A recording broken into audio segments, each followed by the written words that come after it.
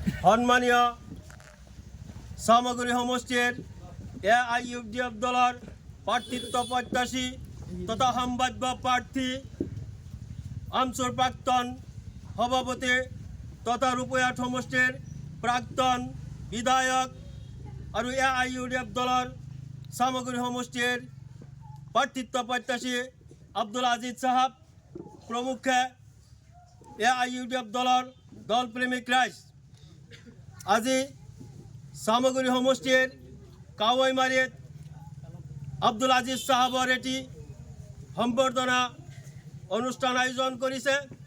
এই সম্বৰ্ধনা অনুষ্ঠানত আপোনালোকে আব্দুল আজিজ সাহেব উপস্থিত হৈছেহি। এই সম্বৰ্ধনা অনুষ্ঠানত আপোনালোকক দলীয় অভিনন্দন জ্ঞাপন কৰিছোঁ আৰু লগতে আমাৰ দলৰ আন্তৰিক শুভেচ্ছা জ্ঞাপন কৰিছোঁ।